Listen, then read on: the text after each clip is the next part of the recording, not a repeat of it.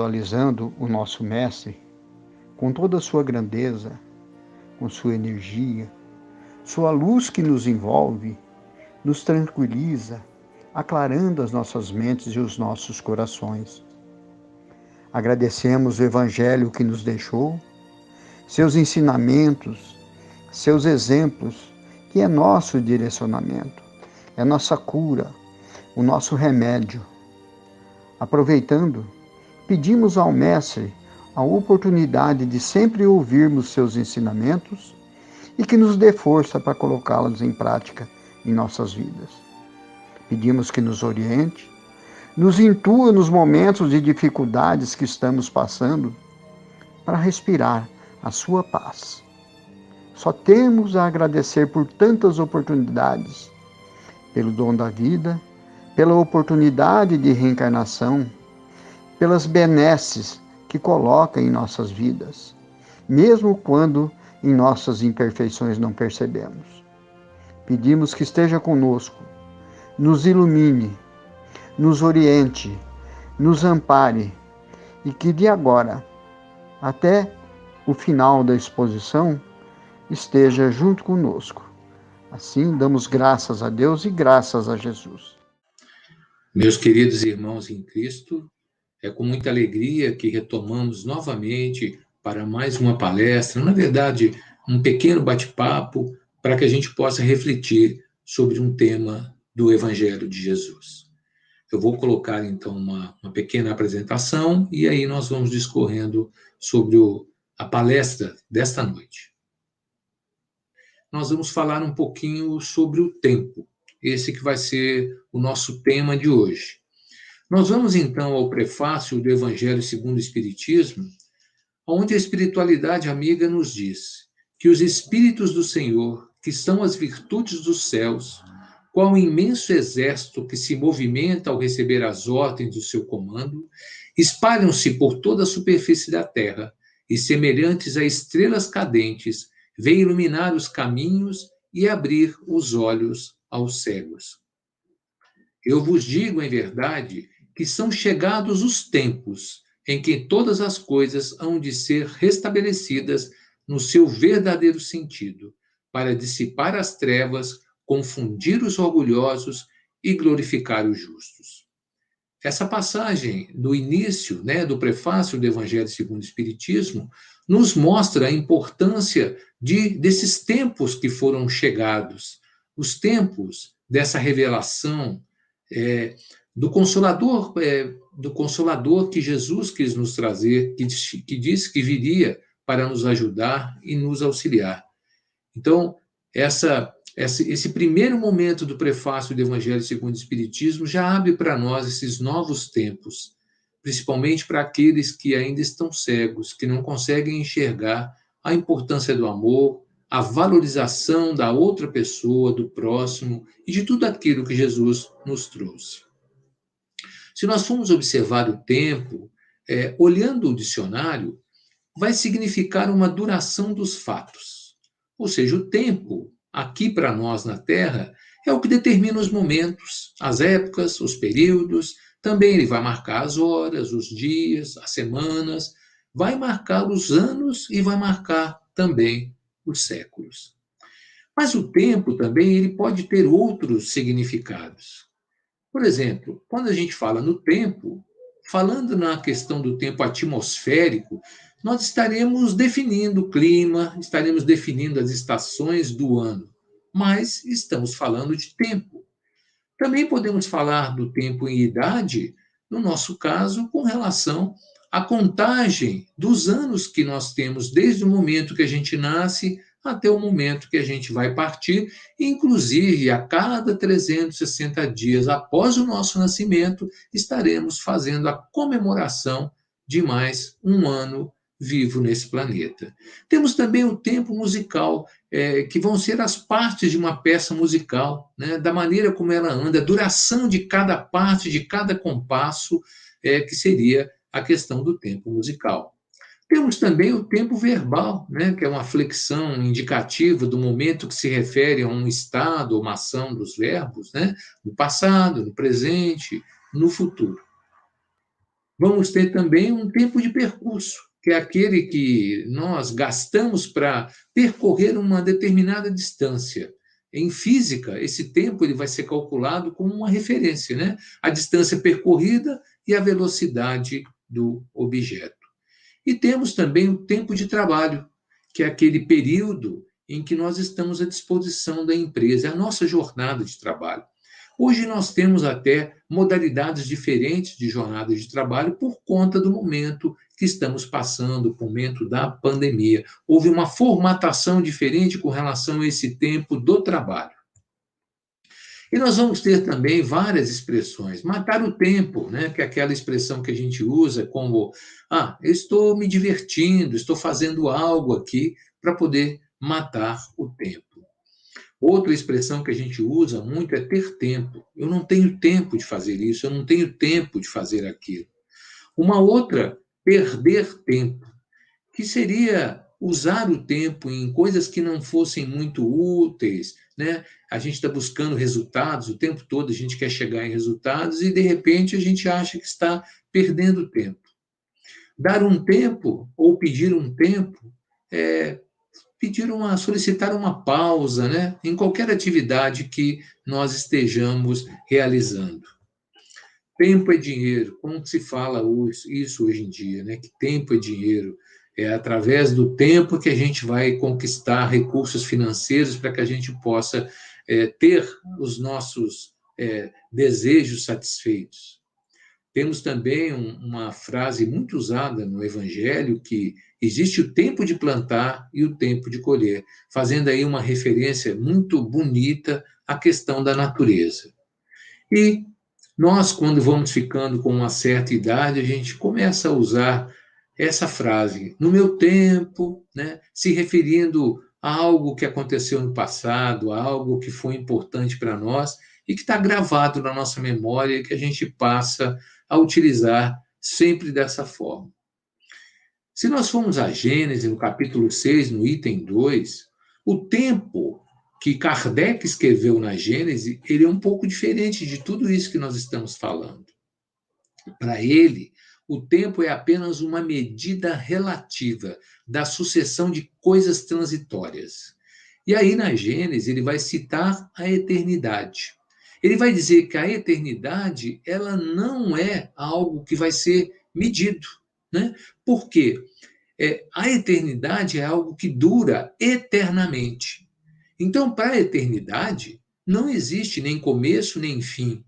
Tudo é presente para ela. Ou seja, nós que vivemos na eternidade, nós estamos presentes dentro dessa eternidade, dentro dessa duração. Não vai haver o tempo passado, o tempo presente, o tempo futuro. Mas nós precisamos aqui, na nossa condição de encarnados, de pontuar os nossos tempos, né? Pontuar os nossos dias, as nossas horas, os nossos momentos. Mas como espíritos eternos, nós não temos esta questão de medida. Então, Kardec nos coloca, na verdade, que o tempo é uma sucessão de coisas transitórias e que não existe para a eternidade uma parada do tempo. Mas trazendo assim para uma questão poética, podemos dizer que o tempo é um rio tranquilo, que tudo sofre ou tudo consente, mas devolve tudo aquilo que se lhe atira à sua corrente. O tempo para nós não volta atrás. Dia passado correu. Tempo é aquilo que se faz do tempo que Deus nos deu. Bendito quem inventou o belo truque do calendário, pois o bom da segunda-feira, do dia 1º do mês de cada ano novo, é que nos dão a impressão de que a vida não continua, mas apenas recomeça. E isso é importante para nós, durante esse tempo todo que estamos aqui encarnados nesse planeta. Mas como que nós podemos usar o tempo? Será que nós devemos ir contra o tempo que nós temos? Ou devemos, como dizem muitos, ir ao sabor desse tempo, né? Seguindo, tranquilos com relação a isso? Vamos trazer aqui para a nossa reflexão uma lição sobre o tempo que se chama a lição das 4 estações. Um homem morava no deserto e tinha 4 filhos. Querendo que seus filhos aprendessem a valiosa lição da não precipitação em julgamentos, ele enviou esses filhos para uma terra onde havia muitas árvores. Mas ele fez o seguinte: ele enviou cada filho em diferentes épocas do ano. O primeiro filho foi no inverno, o mais velho. O segundo, na primavera. O terceiro, no verão. E o mais novo, ele encaminhou no outono. E aí ele esperou que todos os 4 voltassem da sua viagem em épocas diferentes, e depois disso ele reuniu seus filhos e pediu que cada um relatasse aquilo que ele tinha observado com relação à natureza. O primeiro filho, que foi no inverno, ele disse que as árvores eram feias, curvadas, sem nenhum atrativo. O segundo discordou, porque ele esteve naquele mesmo local na primavera. Então ele disse que as árvores eram verdes, cheias de brotinhos, parecendo que haveria um bom futuro, que o futuro seria um futuro de frutos. Aí o terceiro filho tomou a palavra e disse que todos estavam errados, pois no momento em que ele visitou essas árvores, as árvores estavam cheias de flores, com aromas incríveis, com uma aparência maravilhosa. E aí o quarto pediu licença e disse que discordava de todos, porque no seu momento, ou seja, no momento em que ele esteve, no outono, as árvores estavam carregadas de frutos, e os frutos faziam com que o peso deles vergasse aquelas árvores, e era algo cheio de vida e de substância.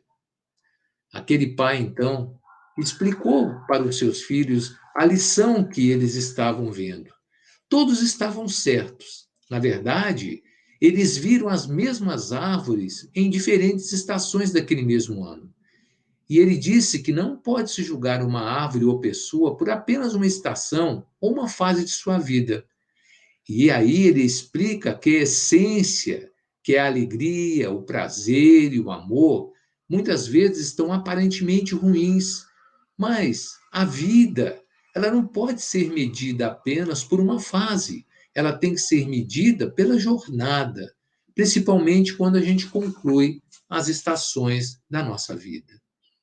Então, ele traz para nós uma lição muito importante, dizendo que nós não podemos permitir que a dor de uma estação destrua a alegria que vamos ter em outras.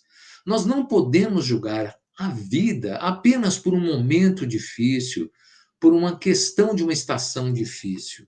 Nós precisamos perseverar, porque, mesmo passando por caminhos difíceis, melhores tempos sempre virão. Tempos de esperança, tempos que vão trazer a renovação de uma hora para outra. Nós temos também, em alguma parte da literatura espírita, uma questão referente à moratória terrena. O que seria essa moratória terrena?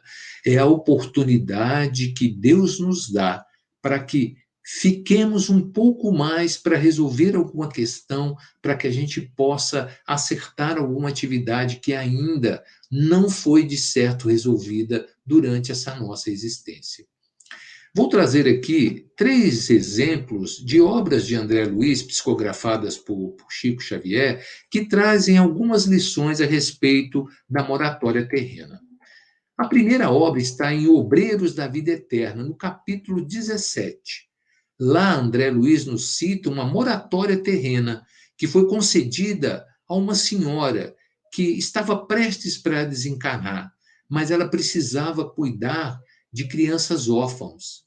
Então, ela recebe uma moratória, ou seja, ela recebe um tempo para que ela possa continuar viva e dar a essa coletividade de crianças órfãos o destino que era necessário.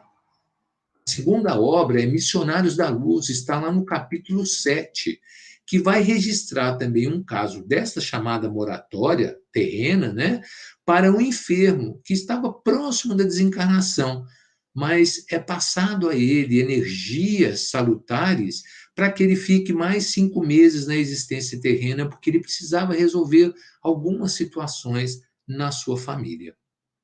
E na terceira obra está E a Vida Continua, no capítulo 22. Novamente, nós encontramos a narração de uma moratória de vida física, mas aqui com um objetivo maior, de dissolver desequilíbrios que existiam entre duas pessoas, réu e vítima. Trazer a possibilidade de um clima de perdão envolvidas nessas pessoas ainda durante esse momento terreno. Então, nós vemos que existem aqueles espíritos que são completistas, como o próprio André Luiz traz, que na concepção dele são aqueles espíritos que vão viver integralmente todo o tempo previsto para a sua experiência encarnatória, ou seja, são poucos espíritos que vêm e conseguem ser completistas, completar tudo aquilo que foi combinado, que ele tratou antes de chegar aqui nesse momento de encarnação. Em geral, nós somos não completistas, ou seja, nós partimos muitas vezes antes da hora. Primeiro, porque a gente pode desperdiçar saúde, vai perdendo energias. Nós também podemos ignorar hábitos essenciais de higiene física e mental. Acabamos agredindo a natureza que nos auxilia, que nos serve, que nos veste, que nos remedia. E vamos deixando esgotar um fluido que nos mantém vivos. Mas isso não significa que todos nós estamos errados. Nós somos espíritos em evolução. Nós estamos aqui para poder aprender. Essas questões que estão sendo tratadas são questões reflexivas para que a gente possa pensar da maneira como a gente vai encarar, da maneira como a gente vai ter a nossa vida. Vamos ao Evangelho em Mateus, no capítulo 6, versículo 34, quando Jesus vai nos dizer: não vos inquieteis, pois pelo dia de amanhã, porque o dia de amanhã cuidará de si mesmo.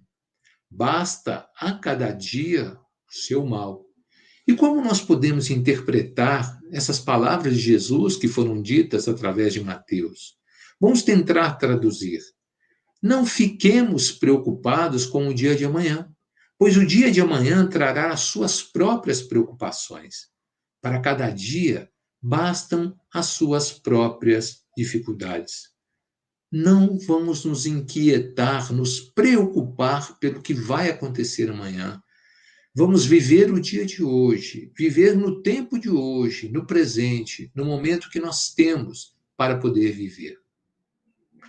A limitação do tempo, ela é uma criação nossa, uma criação dos homens, para que a gente possa, como eu disse antes, se nortear, né? Mas a bênção do tempo é o agora, é o presente. Isso é muito importante para todos nós. A preocupação com o amanhã compromete o nosso hoje. Quando a gente vive no passado, a gente vive sempre achando que algo aconteceu que poderia ter sido mudado.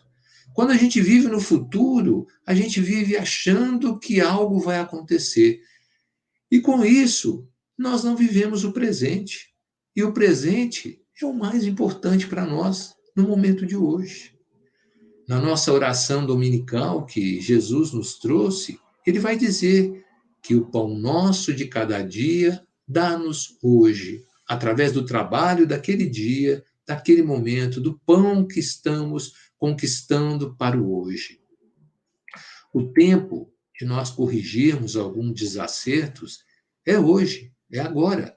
Talvez a gente não tenha uma oportunidade de uma moratória física para poder acertar. E se a gente não faz os nossos acertos agora, nós vamos ter que, no nosso retorno, no retorno para a carne, fazer esses acertos. E, às vezes, nós poderíamos ter mais tempo para fazer algo diferente dentro da nossa evolução. André Luiz, em Nosso Lar, vai dizer o seguinte, que a vida não cessa. A vida é fonte eterna e a morte é o jogo escuro das ilusões. E ele vai nos dizer que o grande rio tem seu trajeto antes do mar imenso. Antes de chegar ao imenso, à imensidão, todo o rio vai fazendo o seu trajeto. Uma existência é um ato que tem que ser um ato de amor, um ato bem aproveitado. Um corpo é uma veste, essa veste que a gente usa durante essa encarnação. Um século, ele vai nos dizer que pode ser um dia na eternidade. Um serviço, um trabalho, uma experiência. Um triunfo, uma aquisição. E uma morte vai ser um sopro renovador. Nunca nos esquecemos, ou nunca nos esqueçamos, que Jesus, inclusive no Evangelho de Mateus, como última lição, ele vai nos dizer, antes de partir, que estará sempre conosco até o final dos tempos. E aí, Jesus está aqui representando a natureza junto com uma criança e ele traz uma pequena borboleta azul sobre o seu dedo indicador. Podemos refletir que essa borboleta azul dentro da questão do tempo é o nosso recomeçar. E para que nós possamos recomeçar, nós não temos que nos importar por onde nós paramos, em que momento da vida nós ficamos cansados. O que importa é que sempre é possível e necessário recomeçar. Recomeçar é dar uma nova chance a si mesmo, é renovar as esperanças na vida e, o mais importante, acreditar em você de novo. Sofremos muito nesse período, você sofreu muito nesse período, foi aprendizagem, foi aprendizado. Chorou muito, foi limpeza da alma. Ficou com raiva das pessoas, foi para perdoá-las um dia. Sentiu-se só por diversas vezes, é porque fechastes a porta até para os anjos que vinham querendo te auxiliar. Acreditou que tudo estava perdido, era o início da tua melhora. Pois é, agora é a hora de reiniciar, de pensar na luz, de encontrar prazer nas coisas simples de novo. Que tal? Um corte de cabelo arrojado, diferente, um novo curso, aquele desejo de aprender a pintar, quem sabe desenhar, dominar o computador ou qualquer outra coisa. Olha quanto desafio que nós podemos ter, quanta coisa nova nesse mundão de meu Deus nos esperando. Está se sentindo sozinho? Tem tanta gente que você afastou com o seu período de isolamento. Tem tanta gente esperando apenas um sorriso teu para chegar perto de você. Quando nós nos trancamos na tristeza, nem nós mesmos nos suportamos. Ficamos horríveis. O mau humor vai comendo o nosso fígado, até a nossa boca ficar amarga. Recomeçar hoje é um bom dia para começar novos desafios. Aonde você quer chegar? E alto. Sonhe alto. Queira o melhor do melhor. Queira coisas boas para a vida. Pensando assim, trazemos para nós aquilo que desejamos. Se pensamos pequenos ou pensamos muito pequeninos, coisas pequeninas teremos. Já se desejarmos fortemente o melhor e principalmente lutarmos pelo melhor, o melhor vai se instalar na nossa vida. E é hoje o dia da faxina mental.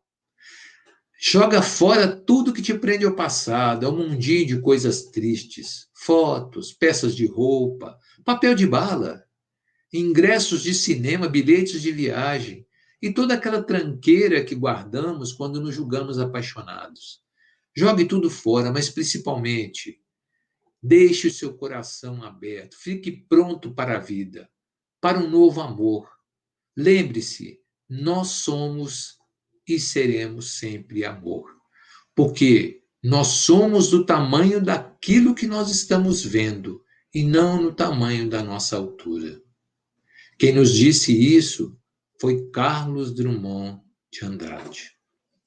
Que tenhamos, então, uma excelente noite, um ótimo final de semana com nossas famílias e que possamos, ao acordar no domingo, acordar com alegria, sabendo que estamos tendo a oportunidade de recomeçar um novo dia.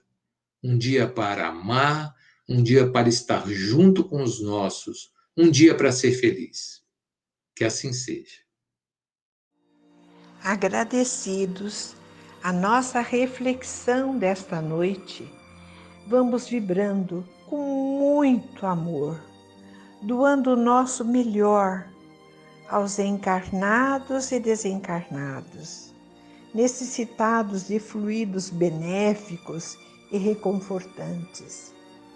Que o olhar de Jesus abranja a todos, fortalecendo a fé, a esperança, confiança e coragem. E assim, nessa sintonia, rogamos à equipe médica de Dr. Bezerra de Menezes que fluidifique as águas das nossas casas, dos nossos lares.